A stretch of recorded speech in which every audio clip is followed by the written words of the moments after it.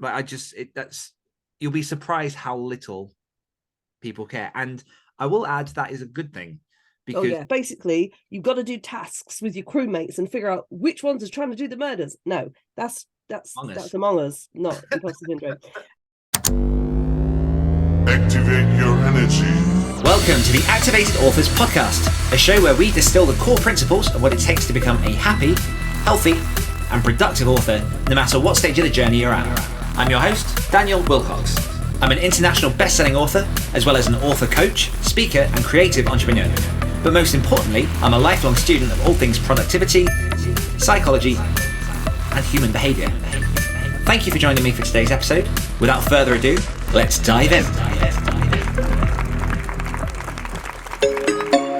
what is up, Activators, and welcome back to another episode of the Activated Authors Podcast with myself, Daniel Willcocks, and here with me every single week is Sam Frost. That's me. Hello. The Sam Frost. What are you doing? I don't know. Okay. I'm here for it. It's no judgment. I just wondered if there was a name for it. No, it's just like whenever you do an intro, like if you just do it the same every week, it just gets a bit tedious. So I'm just like, how can you spice what is probably about 30, 40 words worth of content? Okay, I see. So and that's what the giant canister of helium's for next week. I love it. I wondered why I had to sign for something huge and it said do not open until next week.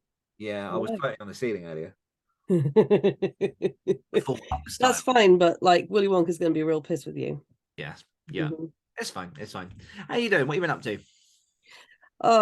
Mostly not doing much because I've been real ill. I thought it was tonsillitis. I was so convinced, and then it started to go, and I was like, I don't like how this is progressing. That's not a tonsillitis thing. And then I got real bad fever and real bad everything else, and I'm still not the best, but like much better than I was. I have been real ill. That's how I've been, but I also passed my theory test. Hell yeah, you did. Yeah, I know. Second time I passed my theory test. I decided after passing it the first time that all the studying and money that I paid for it, no, I'm joking. I had a car accident like maybe a month or so before I was going to do like my practical driving lesson. Just to underline, I wasn't driving. I didn't cause the accident. I was a passenger in the car, but it really shook me up. And then every time I got behind the wheel, I froze and just had a panic attack. So like I stepped away from driving for a long time. But I hate the fact that my son has to walk to school when it's really cold or like scorching hot, which is kind of the two weathers that we seem to be living in England these days. And also because he's not a fan of school, it makes him sad. So I was like, screw it. I'm gonna do my best to do it. So yeah, in January, I just booked a theory test, and then I was like, well, I guess I'm gonna fucking study now. So I did, and then yeah, I went the other day. I'm really annoyed because last time I took my theory test, I got 100%, and this time I got a question wrong. And yes, I was very ill. That's not the point. I should have gotten it, and I didn't gotten it, and it's a little bit irritating, but I did pass. So. Yeah, for every question you get wrong in your theory, you have to tie like a plush figure to a string at the back of your car. So if you got like 3 wrong, you got full like Toy Story style, just Woody holding on to like. I wish that was true. That'd be so cool. Just side note, during the pandemic, one of my favorite things was around the time when the schools were kind of opening up, but also the world kind of wasn't. It was all in the mix.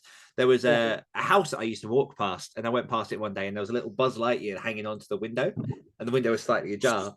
And then like a couple of days later, I went out there, and someone had like attached the Slink dog to the Buzz Lightyear. Oh my god, that's great! I went out there, and then the next week it had a Woody on, and I think in the end there were like 4 or 5 toys that they just left for like months, just hanging outside this window. That's amazing.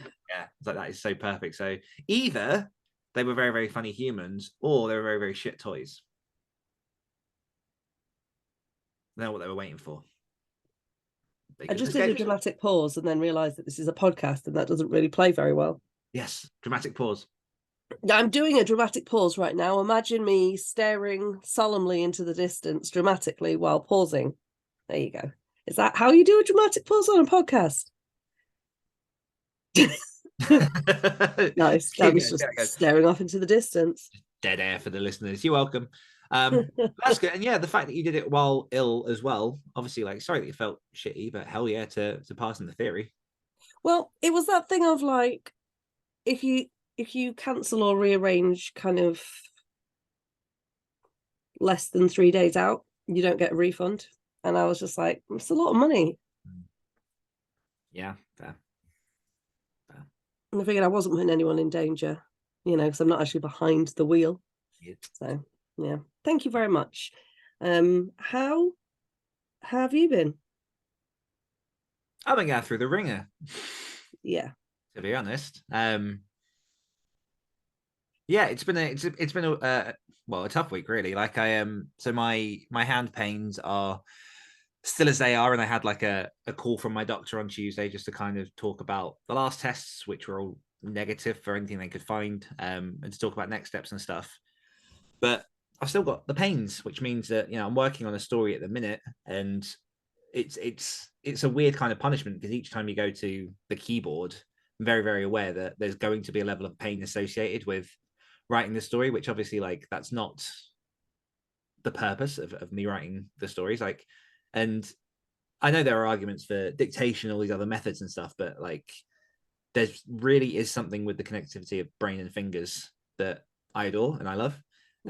So I've been getting words down, just considerably less so than usual. And like, for example, yesterday I took just a break from writing. Today I've done very, very minimal writing just because it's been hard to work through the pain and get them down. So yeah. I don't know, like the next step is like I've got an appointment with a hand specialist in 2 weeks. Where that'll go, I don't know, because the pain has spread to like my elbows, and I had a bit of my bicep this week, so that's been fun. And then through all of this as well, combined with some stuff in personal life, I did have an appointment with a doctor on Tuesday. Has been diagnosed with depression, which we've kind of spoken about, and it's kind of been the elephant in the room for a while. Apparently very high functioning depressive, because that's me. I tend to troop on and just make things happen and do what needs to be done because I basically need to at this point. But yeah, so I'm getting some sort of help for that. I'm just practicing what I preach. Like, we've got lots of people in Activated Authors community who have different things going on. Like every podcast that I go on, I talk about, being kind to yourself and finding your own path while doing this. So I'm trying to, at the minute, work out what mine is and just test the levels of what I can and can't do, because it's just hard. Like, even just regular work at the minute is difficult because, again, there's a level of pain associated with setting up your emails and scheduling stuff on social media, and even the stuff that I enjoy doing in my downtimes tend to be like guitar and video games and that kind of stuff that I can't really do all that much. So I'm just trying to work it all out, which is a very interesting position and situation to be in, because there are like lots of changes in like where I'm living. I'm going to be moving house again soon. I'm going to be moving back in with my parents for reasons to do with moving closer to my son. And yeah, I think it's that thing of like, people say, things come in threes, or like nothing for ages and then all the buses come at once, that kind of stuff. And it does feel like that in the minute. There's just everything seems to be culminating in these couple of months. So I'm having a good day today. I am just trying to stay as optimistic as I can, and again, be kind to myself. And it was quite funny. I had a conversation with a friend yesterday that I absolutely love her. But I was kind of like, it's a co-writer of mine that I started sort of like just talking about some of this stuff, because it does mean that I'm having to push some work away again. And their response was like, it's just a fucking book. And I'm like, yeah, it is. But also, like, I will just say that there's a genuine fear of mine that a time will come very, very soon in which I'm not going to be able to write. And that is a terrifying thought. I know there are other ways to do it. Like, I know that you can get assisted writers, you can do like, I don't know, video, speech to text and all that kind of stuff. But yeah, it's just, I don't yet know what the future holds. So I don't know. Maybe I'm being dramatic at this point. Maybe I'm not, but that's kind of where my head is at. Okay, I just first of all, thank you for sharing that, because I know from like personal experience, it's not easy to be open about this stuff. It's it's very difficult. We hold one opinion of others, and like a grace and kindness towards others that have these issues and problems, but we don't always hold that for ourselves. So the fact that you've just been so open about it is huge, especially as you're a dude. Yeah. Yeah. Just because a lot of, not a lot of guys will be open about it. And I think like it's incredibly, like, I hate it when people tell me I'm brave, but like, because it feels weird, but like, it's just, I think you could help a lot of people just by being honest. And sorry, I'm getting totes emotion. Yeah, a little bit. Mm-hmm. Thank you for saying totes emotion, because that has pulled it back a bit. Well, yeah, what, by sticking with who you are and your integrity, which is to, be open and share within, obviously, the parameters of comfort levels. But I just really want to say, you're not being over dramatic. Like, you are allowed to feel exactly how you feel. And given all of the givens, I think anyone would have that same fear in your position. Yeah, I mean, especially since part of the reason that I ended my parkour days was because of injury. And this injury isn't linked, they've checked. But like I've been through this before, where like I was very passionate about something and then got to a point in which I had to give it up just because of physical pain, and switched kind of careers quite dramatically into what then became publishing and marketing and all that kind of stuff. So yeah, like in a weird way, it kind of feels like I've been here before. And the worst part for me is just not knowing what it is. Again, like all tests are coming back negative. If it was a case of someone went, this is what's going on, here's how you fix it, like obviously all of that fretting about the future, like all that kind of stuff goes. But at this point, they seem to really be scrambling to try and work out what's going on. And the fun it's that fun thing of like, especially I say early on, like this thing's been going on for close to 2.5 years now. Around the 1.5 year mark, when it started really flaring up again, and I started pushing harder to see a doctor. Bless them. And I know it comes from a good place, but the amount of people that will very quickly tell you what it is. Oh God, yeah. My cousin had this, and then this, and like all of those tests have been done, and it is none of them. Like I was really, in a weird way, I was really hoping with I had nerve conduction tests a couple of weeks ago, and they shot like electricity up my arm and stuff to test the nerves and stuff. And I was really, really hoping that would come back, that I had like carpal tunnel and cubital tunnel. So again, like what it is. Well, yeah. I mean, you are a horror writer. What is one of the number one rules of writing horror? That you don't holy shit. You don't show the monster until the absolute latest point. And the reason you do that is to create that unease in the reader. As humans, one of the things we struggle the most with is not pain. It's not like sadness or anything like that. It's uncertainty. That's why so many people like mentally got fucked during the pandemic, because like not only were we not allowed outside, which is a natural part of who we are, most of us, we didn't know when it was going to end or if it was going to end, and it is that uncertainty. So I think like it's nothing not fucking fast, because it's the British NHS. I'll tell you that much for free. Jeez. I know. Every time you like have a timeline that they're like, oh well, could be this, could be this. I know. When do they turn into like builders? I don't understand. Maybe probably next week, if I can get back after my kid's violin recital. I mean, it depends if we've got the equipment, mate. Suppliers. No offense to any builders listening. But yeah, no, I do just want to take just a very quick opportunity just to say to like the activated authors who do listen to the podcast, bear with me. I am doing my best to respond to stuff and to get back to people and whatnot. But yeah, it's it's a challenging, like, and it will be for like the next couple of months at least. There's like a few other things as well I've got to sort out. So yeah, working on it. And I do want to say, just before we quickly move on, like a big thank you to you for all your support and like phone calls and stuff. I do appreciate it, because yeah, it means a lot. So what's going no, we've done what's going on. No, we haven't. So what's going on in the world of creativity? Okay, well, just before I said that, I was just going to say, of course, like if anyone like has got any insight on mental illness, I'm your gal. The beacons. Yeah. Well, a couple of things actually. But like not in the way that you would expect, I guess, because I've not been well. And particularly yesterday, I had a really shit brain day.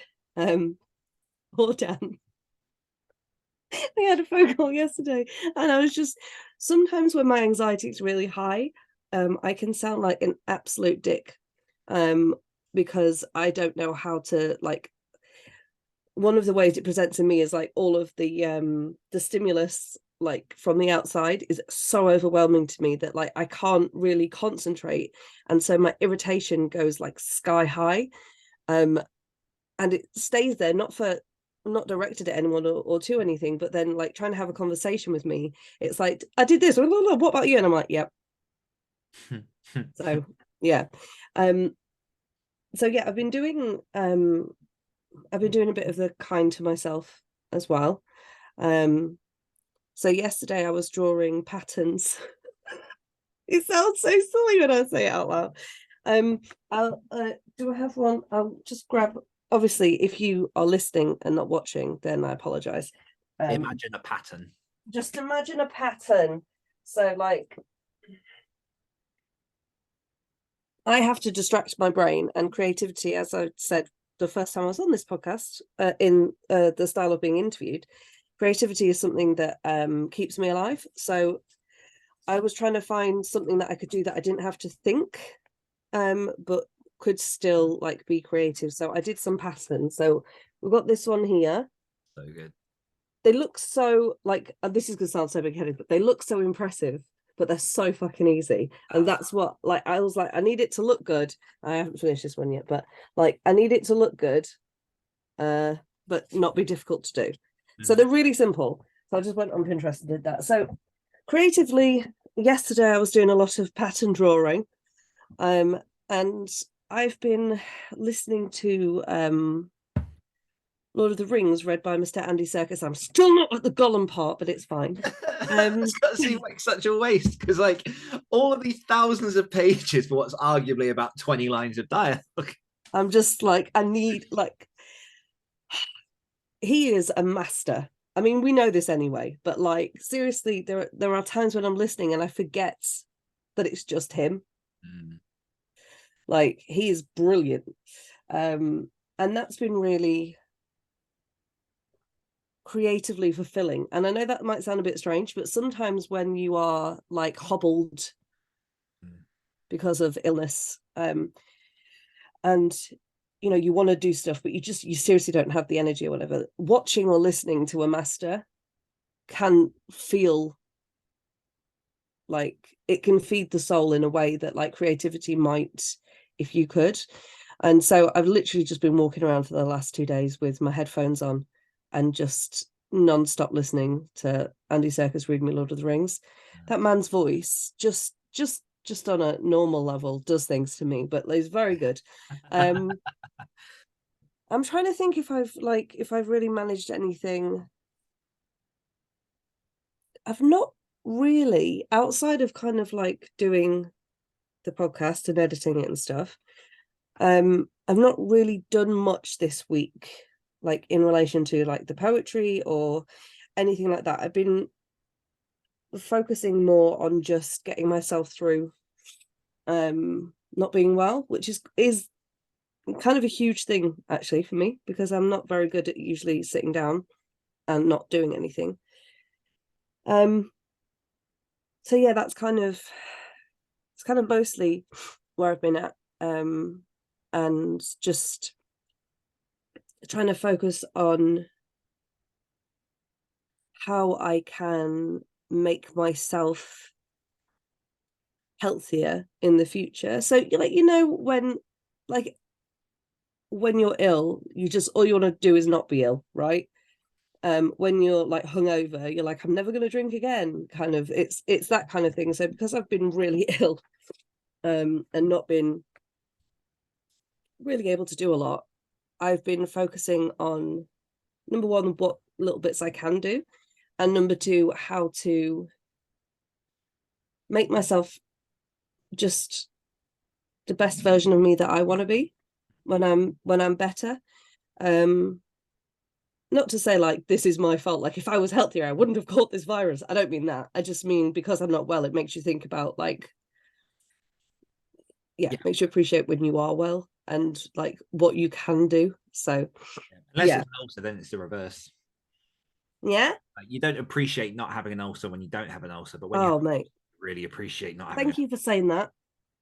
I'm so very grateful right now that I have no ulcers and I have not bitten my mouth. Thank you. There you go. There you go. What about you? Because like that was hardly the most exhilarating creative update. Process isn't always exhilarating. Like it should be exhilarating. What's the point if we're not exhilarating listeners? I know. And then I jumped out of a plane. Sorry, Dan, go on. So I am fist deep in Alice. I'm up to the elbows, mate.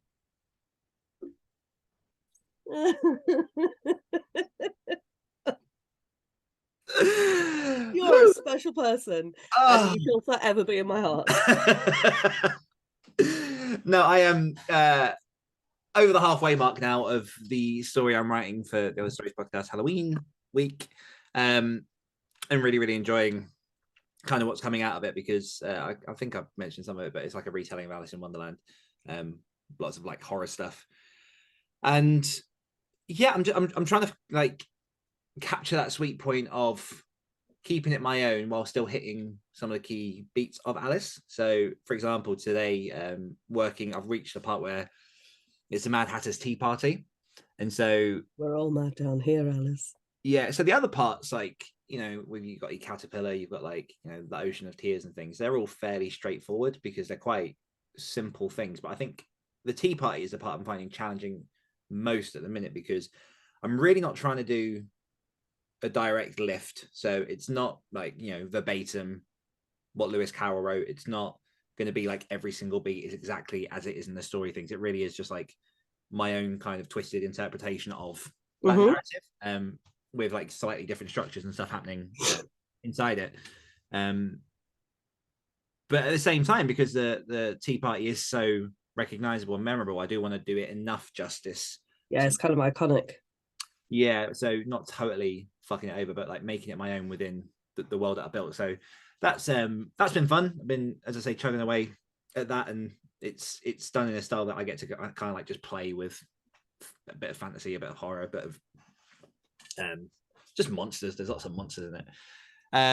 And then on top of that, I'm basically sorting out a bunch of admin stuff for personal life. But on top of that, also still got a few places left of the Zero to Author Mastermind. So for people that are interested in me guiding them along and helping get them from zero to publish in 6 months, then by all means jump over to activatedauthors.com/author.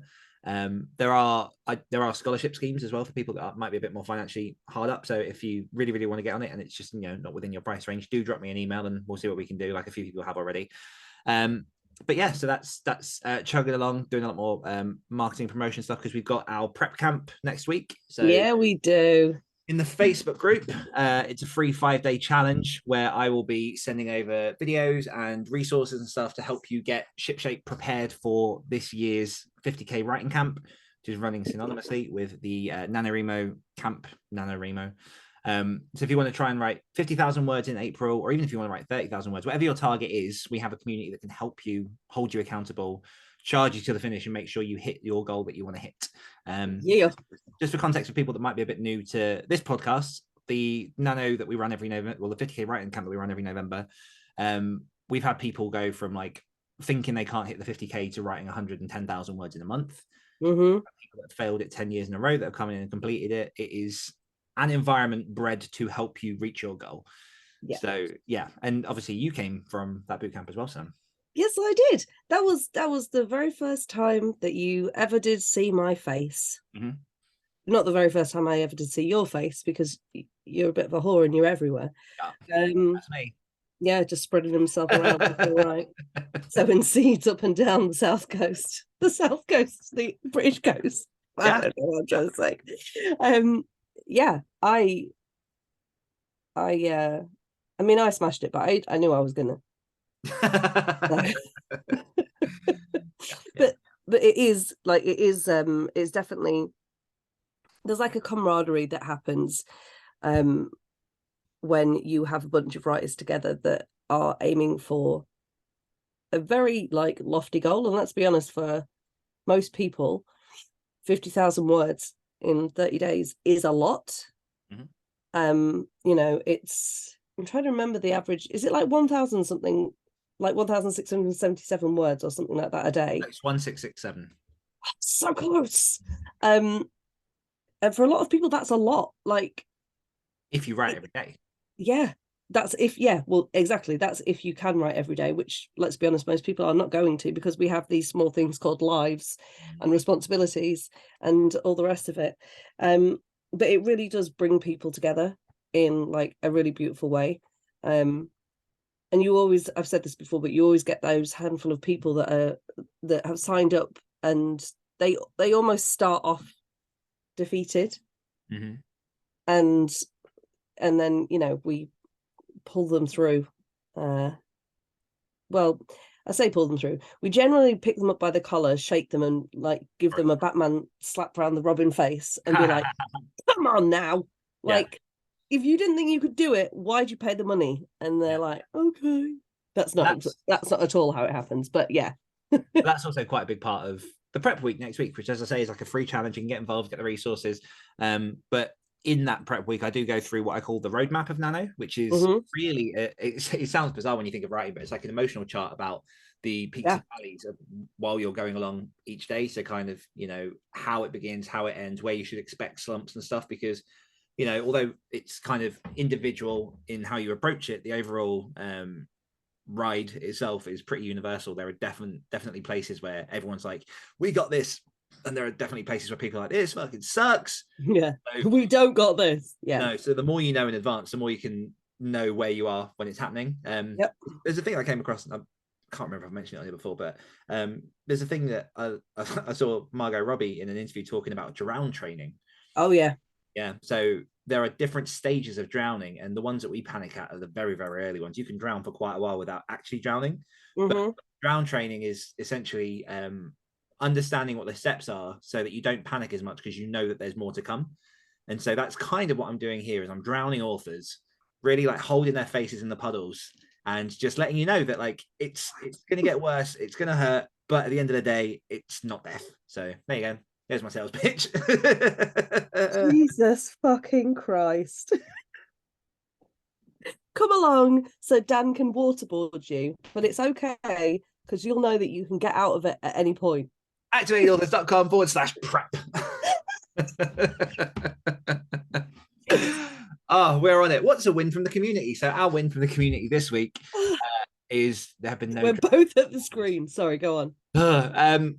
So our win from the community this week comes from one of our brand new members, and the wonderful Shane Miller. And just a side note, I was on Shane's new podcast this week. I don't think the episode's been released yet, but if you want to check it out, it's the Write Better Fiction podcast with Shane Miller.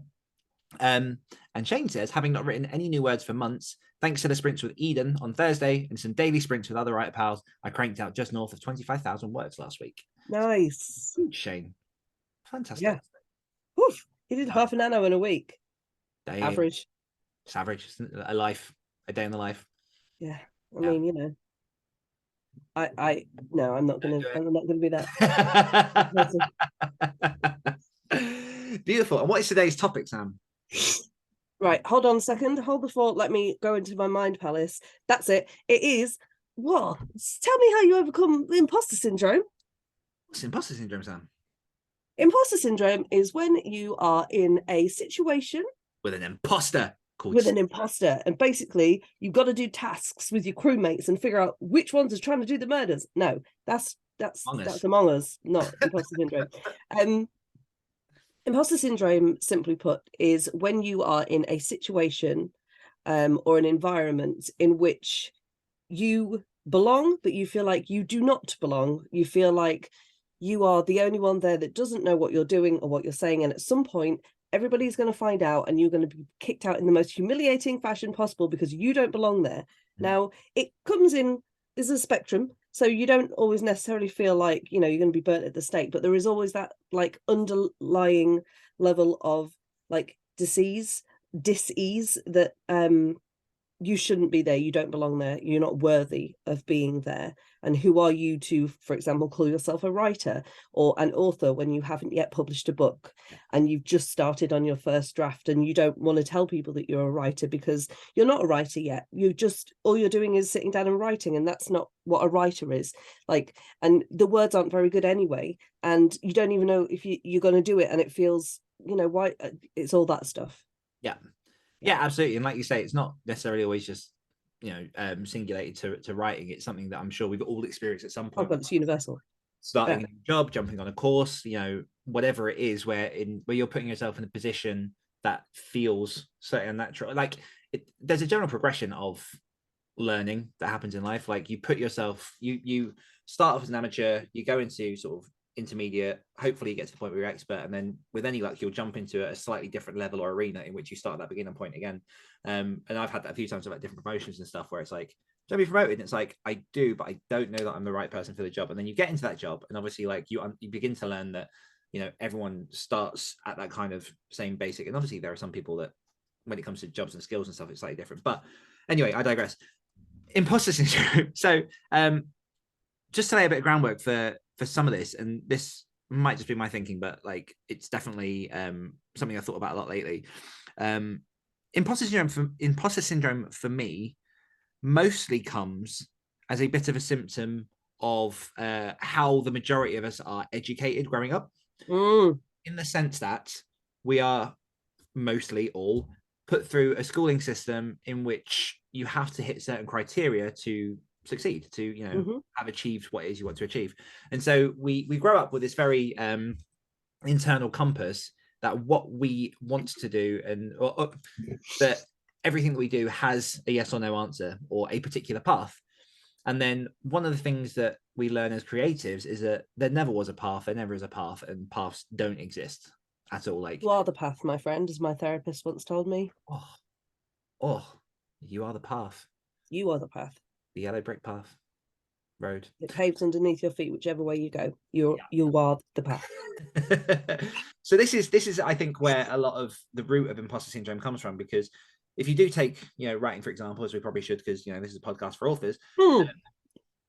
Imposter syndrome, when you're putting out a book, you are the discomfort, the disease, like you say, is like, who am I to be doing this? Which means there's a certain level of approval that you're seeking in creating that work. So if you don't put out the work, you therefore won't get or not get that approval, and therefore you can your current happiness as to where you are. And the truth is that no matter what you put out, no matter how you put it out, there are going to be people that like it and there are going to be people that hate it. I've seen writers who have created books that are arguably a shambles, filled with typos and all that kind of stuff, and they have found some kind of audience because there are great people out there that can see through the muck to get to the core of the story and or even just support that person in what they're doing. Like the whole point of artistry and creativity is that it's a growing process. And it's subjective. Like it really, really annoyed me when one of my old housemates used to do a graphic design course at university, and he would get graded by a teacher to say whether or not this project was good or not. And I'm like, but art is subjective. So what are you grading this against? Like, what's the criteria for whether or not you created like a good app? Like the criteria is whether people are using it and whether people are downloading it and enjoying it.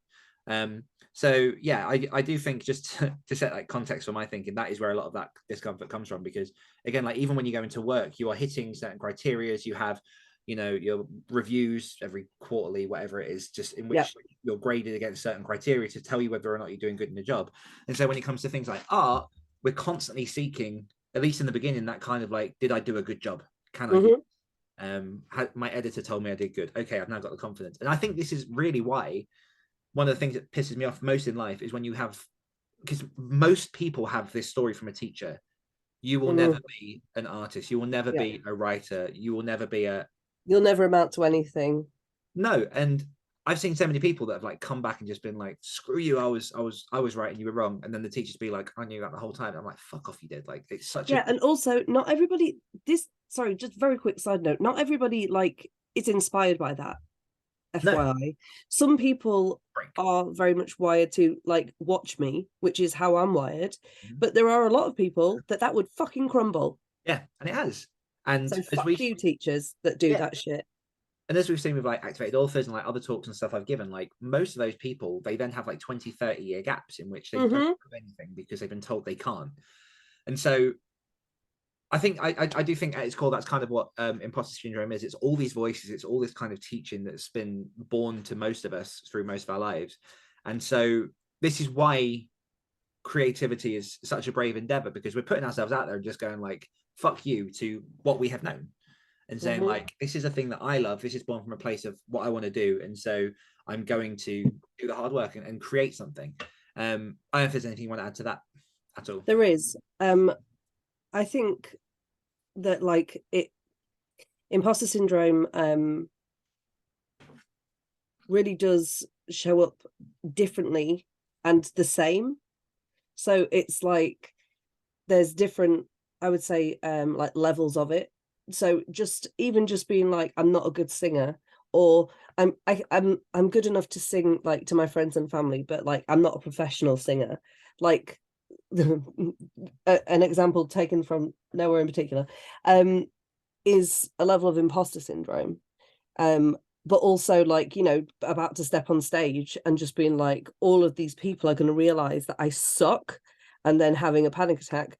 That's also imposter syndrome. There's lots of different like levels. And you reminded me, sorry, I'm very like congested. It's beautiful. You reminded me of something that Brené Brown said. So I'm just going to grab that up quickly. And if this takes forever, I will flawlessly edit it. Just snap into it. And so Brené says. Yeah, exactly. Flawlessly edited, I'm sure.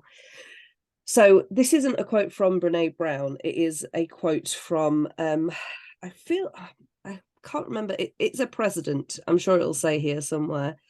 But she says it's Roosevelt. Yeah. Theodore. Yeah. So this is something to think of about, like, when you're thinking about the bravery of creativity and of like, you know, standing out there and feeling the imposter syndrome and all of that, and being worried about all the things that other people are going to say, because that's a big part of it, as well as like, what will people think of me? Who am I? It's you know, there's all those thoughts. So this is the quote: "It is not the critic who counts, not the man who points out how the strong man stumbles, or where the doer of deeds could have done them better. The credit belongs to the man who is actually in the arena, whose face is marred by dust and sweat and blood, who strives valiantly, who errs, who comes short again and again, because there is no effort without error and shortcoming, but who does actively strive to do the deeds, who knows great enthusiasms, the great devotions, who spends himself in worthy cause, who at the best knows in the end the triumph of high achievement, and who at the worst, if he fails, at least fails while daring greatly." There we go. That's beautiful. Mm-hmm. But it's right. Like, most of the people that tend to have anything negative to say, especially, you know, I was probably quite fortunate early on, but I didn't get too much negative stuff, and I've got some reasons why that might be that I'll share shortly. But like, most of the people that normally do have something negative to say are normally the people that aren't in the arena with you. Mm-hmm. Like, it's always the people on the sidelines. It's never the people who can't do. Tell other people they'll never amount to anything. Yeah. So there are like a few things that I think are general fears when people first kind of try to start writing. They want to share their art with other people. Many of them which I've gone through myself, but I know one of the big ones is fear about putting out work that people that you know are going to see. Because, you know, speaking of someone who writes horror, there was Mhm. a real deep fear of, you know, what will my mum say when she reads this? What will my sister, what will my dad? Because horror obviously treads in places that most people won't tread. Mhm. As you like to point out, like a lot of my work has boners. You're obsessed with erections. I wouldn't go that far. Erections and killing dogs. They feature. It's not a good sales pitch for my books.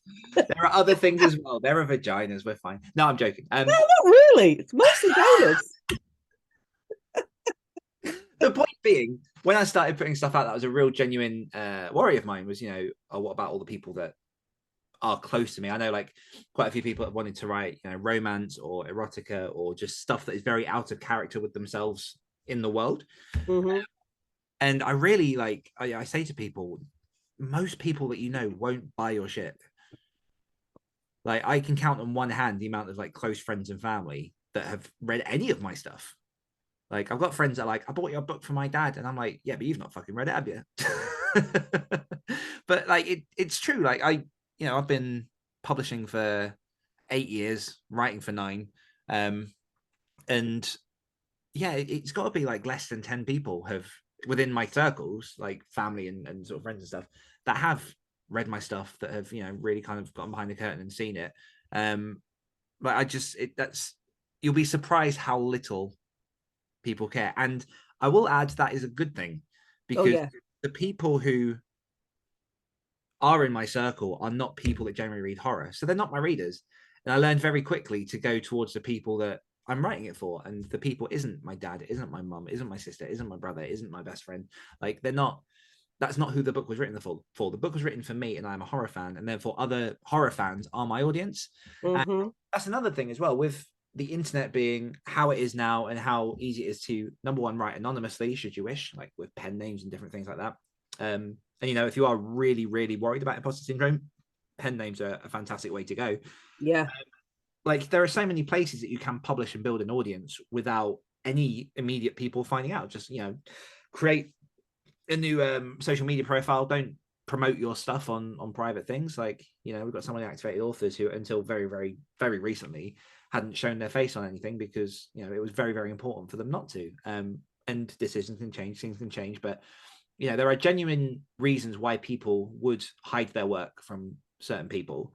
And if imposter syndrome is really kicking your gut, and you are really concerned about whether or not you've got what it takes to write, then that's definitely something to consider. So yeah, imposter syndrome. So it kind of goes into one of my next points I was going to go to as well. So for me, imposter syndrome at its core is a disconnect between your why and what it is you've created. So if you are putting out a book, and this is really how I overcome this and how I really think about my books, is like, who am I writing for and why am I writing? And those are two of the core fundamental things that kind of fuel each project. And so, you know, I've started some stuff, but a lot of stuff over the last couple of years that I've like let slip because it just hasn't vibed in the way that I want it to. It hasn't got me in it. Like, it's very, and like, if I look at my fiction, for example, as I say, I'm writing for me. If I've enjoyed the process, if I can read it back and enjoy what I've written, that's enough for me. So when I put a book out, it's not for the money. I'm not slamming it for like all of this extra stuff. Like, I'm promoting it because I believe in a quality product that I've written that I believe other people will enjoy. If there's a disconnect there, and you are just, as you know, we spoke about a couple of weeks ago, for example, writing books with AI and just shoving them up on Amazon, imposter syndrome might start to kick in then, because ultimately, you know, that integrity, that core sort of reason for being isn't there, unless your entire thing is just to make money. If you're like one of those people that doesn't care about that stuff and you're just doing that to make money, you're probably going to sleep fine at night. But if you're an artist who's suddenly gone like, how do I shortcut my way to becoming an author? There's going to be a lot of friction, a lot of tension in yourself that's going to stop that. Is that kind of roughly the direction you were going? Yeah, kind of, really. It is just that, like, if you are infiltrating a space to, you know, nefarious ends in one way or another, whether it's just to like make money by, like you say, spamming AI and all the rest of it, and not caring that it's going to fuck up a lot of other people's shit, then you're not going to feel imposter syndrome because you don't care. Yeah, true imposters don't feel imposter syndrome. If you're feeling imposter syndrome, it means that you care, and that yeah, there's and a real also reason. like I don't think there is one artist that has ever lived that has not felt imposter syndrome. Like it's kind of part of the course, part of the journey, and it's not something that like you feel once you get over. Anytime you try something new, anytime like you're releasing something new, it's gonna pop up a little bit. Mm-hmm. It's imposter syndrome is a fancy way of saying fear. It's a fancy way of being worried about being ostracized or being shamed, or like of making a mistake publicly. Yeah. It's another way of our brains trying to keep us safe, because that's what our brains are built for, is to keep us alive. And back in the cave days, we didn't have Amazon bestseller charts. So our brains don't understand that, like, whether like Aunt Jill's going to judge you for that incredibly steamy scene you've written. Our brains see that as the same danger as like there's saber-tooths at the watering hole. Like it doesn't distinguish. It's just like, this is bad, this could go badly. So it's kind of, it sucks, but you feel the fear and you do it anyway, as Susan Jeffers would say. And then each time you do something in that same lane, the imposter syndrome will lessen. But the second you take a sidestep or like anything, it's going to come back the same. And I'm not saying this to like freak people out. I'm saying it just to say it is just part of the journey. Yes. And it does suck, but like the more you feel it and the more you can understand literally the biology of your brain and why you're feeling it, it doesn't lessen it, but by understanding it, it doesn't have as much power. Yeah. And just to correct you, there were Amazon bestsellers in cavemen days, except they were like holes on the ground that they had in the jungle.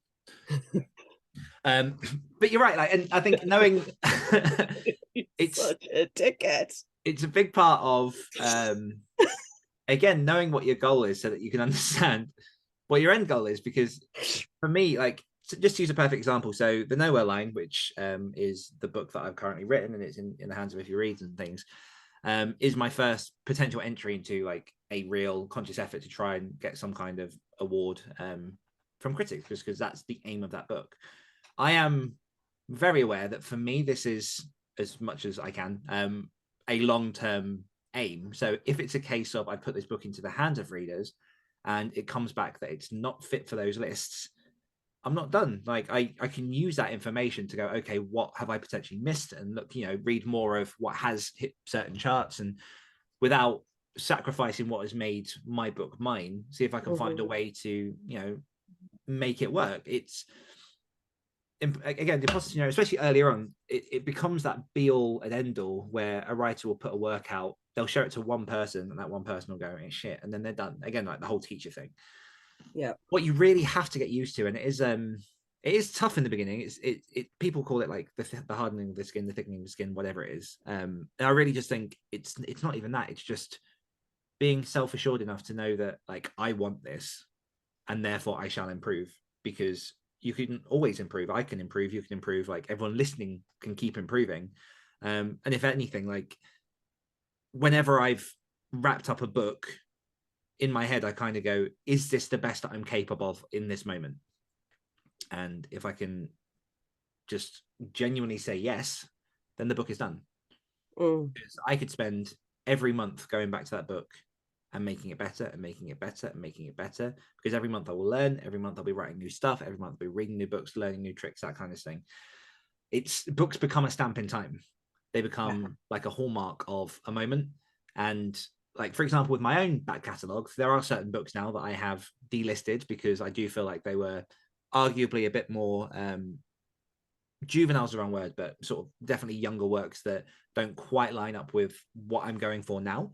And they're works that I'm potentially looking at redoing. But ultimately, like, I was proud to have those out for years, because they were, they did good things for me. Like Sins of Smoke, my first ever novella, went straight to like the top of the horror charts in Halloween, and I was like, hell yeah, I love that. Again, like, that was my first book that I put out, so the reason I've delisted that isn't because I'm not proud of it, but just because I have learned so much since then that I would like my work to be found and reflected of kind of a bit more where I am. But yeah, the point being that, you know, again, if you can say to yourself, I've done my best in this moment, hand it to someone, get feedback. Best thing you can do, hand it to lots of someone's who are qualified in some way to give that feedback. Like your aunt, your mum, your sister, your dad, whatever it is, they're probably not in the best position to actually give you genuine feedback. Really try to find reader groups or people that enjoy the genre you're looking at. Like I was very fortunate that the woman that gifted me the book of short stories as a Secret Santa that kind of put me on this trajectory, we used to work a lot together. And we'd have shifts where there was just not a lot going on. So I would literally like hand her pages of my work and just kind of go like, do you mind taking that home, reading it, and like let me know what you think? And she was a fan of horror, so it kind of worked out in my favor. And again, like, would I use her now to get the best feedback possible? Probably not, because she likes horror, but she likes a load of other stuff, and I didn't really have access to anyone else then. But now I've got like a group of readers that I can do that with. Yeah, and I think just as important as finding like your audience or like professional, like whatever it is to kind of give that feedback, I think make sure the people that are going to give you feedback are people that you can take feedback from. Yeah. So this is another reason why tell you you're amazing. Yeah, this is another reason why, like, for most people, family members, friends aren't the best people, because you have pre-existing relationships and expectations with these people. So, like, you know, most people will still have some kind of unresolved issues with their parents in one way or another that they don't even realize. So them then giving you feedback can trigger something else, and you'll find that you can't hear what they're going to say, even if what they're saying is helpful, which, let's be honest, it probably isn't, because unless they are specifically your readers or, I don't know, like industry professionals, then it's probably not going to be that helpful anyway. But just make sure that, like, you are prepared to take actual feedback and to the best of your ability. And it's difficult in the beginning because trying to find people is not an easy task. It's one of those things that grows with you, I assume. You know, as you get like a readership and stuff, you can reach out to actual readers of yours.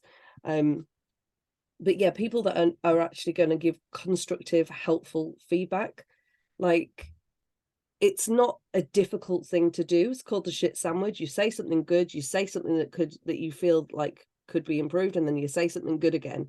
Like, it's not a difficult thing to not be an absolute twat box when giving feedback to people. So if someone is just being constantly a twat box, they're just not a nice person. Move on. Don't give them your work again. Like, measure that as a problem of theirs and not of yours. Yes, and there are a few bits I want to add onto that as well, because like if you are going up to someone for critique, like I've had it before where a friend's reached out to me and said, would you mind reading my book and, you know, giving some feedback? And I've replied by going, what kind of feedback do you want?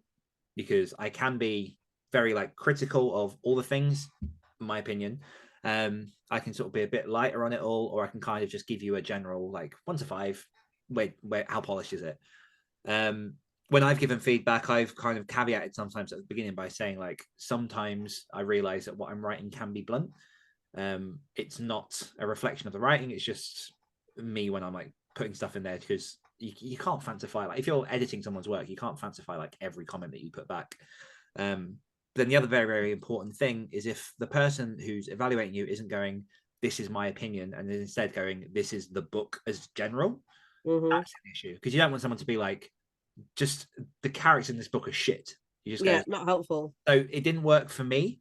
These are the reasons why. Other people might find this as this, but for me, these characters didn't. You know, there are ways to relay that information, and you're right. Like, not everyone is great at wording it and giving that feedback. But again, it comes back to how you communicate up front what it is that you want, what you think they're looking for. And I get that that's difficult, and especially early on, you might not know specifically. But some things that, you know, people can comment on are like, you know, your story arc is in beginning, middle, end.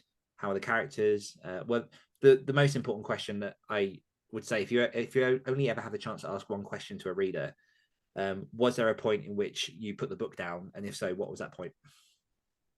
because obviously people put the book down when they're tired or whatever, but like if there's a point that is commonly among quite a few readers making them put the book down, what can you put in there to keep them page turning? Yeah. A couple of things off of that. Number one, most people don't like giving negative feedback. So like Dan says, if you communicate openly at the beginning, and even I've known some people literally do forms.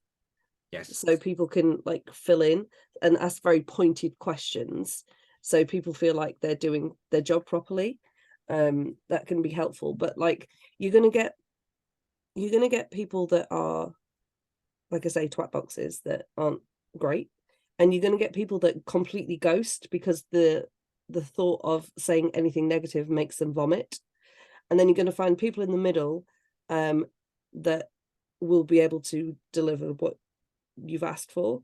And it's those middle people that you're going to want to, like, you know, keep on board and potentially use in the future.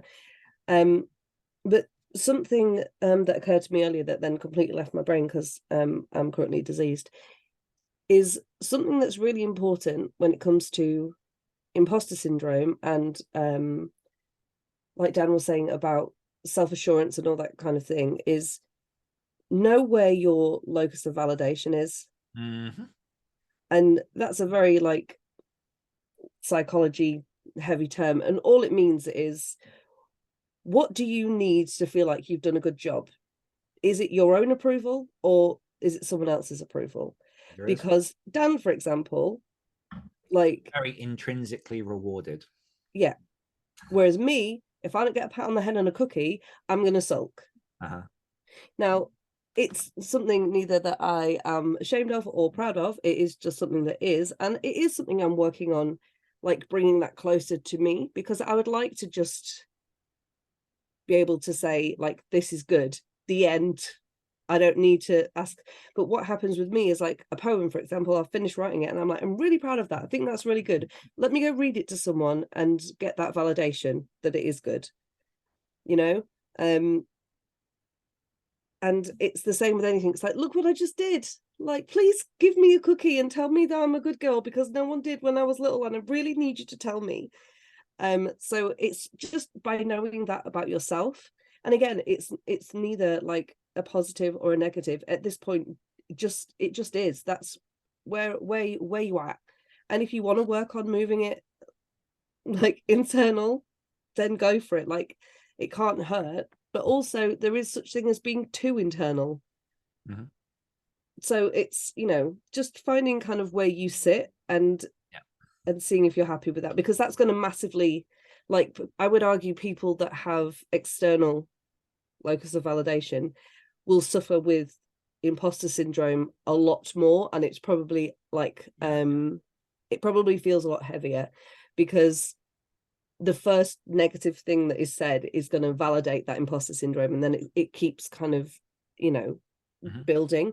Whereas if you can understand that that's how you are motivated, and that is what, like, you need to feel good, is other people to tell you that it's great, then you can understand yourself better and know that, like, it doesn't mean you're an imposter. It just means you're an artist, and that art is subjective, and that people will have opinions. So this is obviously when you've like released something, and when you're taking feedback, it doesn't mean you're shit. It means you're doing exactly what you should be doing and getting feedback so you can improve on work, because no piece of art ever is done after you put the pen down the first time, or like you know, stop moving or whatever. It's everything has its ideation phase and then its kind of first draft phase, and you know, and onward. So it's just, if you know where you sit on that, then you can like buffer yourself a little bit, if that makes sense. Yeah. And one more note to add as well, just kind of springboarding off of yours, is that if you have put work out and it hasn't been met with the reception that you're after, it also might not mean you're a bad writer. Marketing plays a huge role in whether or not your book is found by the right people. Because that ultimately, that's the core of what marketing is. Are you reaching the right people with the thing you're trying to sell? Because I had it with When Winter Comes, where I marketed it towards too much of a horror audience. Too much of a horror audience in its original sort of like design and cover and stuff. And then I realized it probably sits better in sort of more post-apocalyptic, like chaotic genres, and it sells better. And I had to redo the whole thing. But like, it was, if I hadn't have tested things, if I hadn't have been confident enough at this point, because I've released enough books to know this process, to be able to go, oh, maybe something's not right here, then I might have just put that off as like, oh, it's a shit book. Mm-hmm. You know what I mean? Like, anything's going to be awful if you give it to the wrong people. Yeah. Oh God. Yeah. That's just the way that it goes. But yeah, See just me at dinner parties, like I'm the worst. but yeah, just to kind of like surmise, I guess. So everyone suffers from imposter syndrome at some level, at some point. Mm-hmm. If you have your internal compass, if you know what it is you're trying to achieve from your books, and if you're just doing your best to do what you can, you can't do better than your best. Perfection doesn't exist. All you can do is be the best that you are in that moment and get to a point that you're happy with your work. Seek feedback, take that feedback somewhat critically, and just know that it's part of the process. Mm-hmm. Yeah. And know that each time you release it, something new, you will take another step down the path. Hell yeah. Yeah. Like one book doesn't define you. Mm-hmm. Nor does one review. No. What a world we live in. All right, so just a bit of wee little promo from us. So if you want to find out more about the Zero to Author program, head on over to activatedauthors.com/author. If you want to jump over and join us in our free 5-day challenge, which as of release of this podcast will be out and starting today, head on over to activatedauthors.com/preppers. Prep. I kept it short. Or if you're already in the Facebook group, all the information will be over in there anyway, so just find us there. Preppers. And just to finish up, a massive thank you to you, the listeners, for tuning in. We appreciate you and the time you choose to spend with us each and every week. And as always, if you're looking to level up your author career and writing and all the good stuff, head over to activatedauthors.com to find out all about our community, our resources, and everything else that we've got going on. One more time from myself and from Sam. We will see you next week. Goodbye. Bye-bye. Activate your energy.